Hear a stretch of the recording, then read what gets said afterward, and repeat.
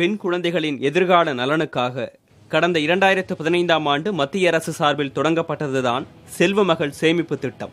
அஞ்சலகங்கள் மற்றும் அரசு வங்கிகளில் முதலில் தொடங்கப்பட்ட இந்த திட்டம் பின்பு தனியார் வங்கிகளிலும் விரிவுபடுத்தப்பட்டது.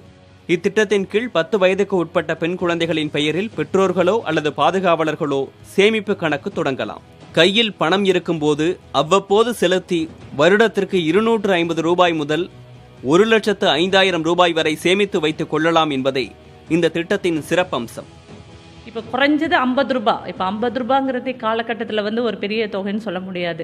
அவங்களோட செலவுகளில் முதல் செலவு சேமிப்பாக இருக்கணும், அதுவும் பெண் குழந்தைகளுக்காக இருக்கணும். அதனால் 50 ரூபாய் 250 ரூபா துவங்கி கணக்கு போட்டுட்டு மாதமோ இல்லை எப்போ அவங்க கையில் பணம் கிடைக்குதோ அப்போ போட்டுக்கலாம். இது கண்டிப்பாக மாதம் போடணுங்கிற அவசியம் கிடையாது. ஒரு நிதியாண்டில் 250 ரூபாய் குறைஞ்சது இருந்தால் போதும். செல்வமகள் சேமிப்பு கணக்கு தொடங்கி 15 ஆண்டுகளுக்கு பணத்தை சேமித்துக் கொள்ளலாம். ஆனால் கணக்கின் முதிர்ச்சி காலம் 21 ஆண்டுகளாகும்.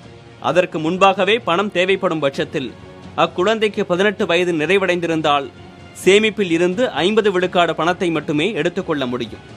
இத்திட்டத்தில் சேமிக்கப்படும் பணத்திற்கு நிகழ் நிதியாண்டில் 8.4 விழுக்காடு வட்டி வழங்கப்படுகிறது. இதனால் பெண் குழந்தைகளின் கல்வி, திருமணம் ஆகியவற்றிற்கு இத்திட்டம் மிகவும் பயனுள்ளதாக கருதப்படுகிறது.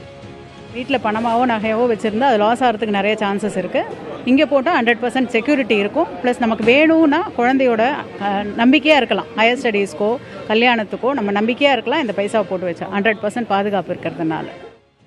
இத்திட்டத்தின் மூலம் கடந்த 5 ஆண்டுகளில் தமிழ்நாட்டில் மட்டும் 3,666 கோடி ரூபாய் சேமிக்கப்பட்டு உள்ளது. பெண் குழந்தைகளுக்கான இந்த சிறப்பு திட்டத்தைப் போலவே ஆண் குழந்தைகளுக்கான பொன்மகன் சேமிப்பு திட்டமும் செயல்படுத்தப்பட்டு வருகிறது. புதிய தலைமுறைக்காக ஒளிப்பதிவாளர் தினேஷுடன் செலீனா.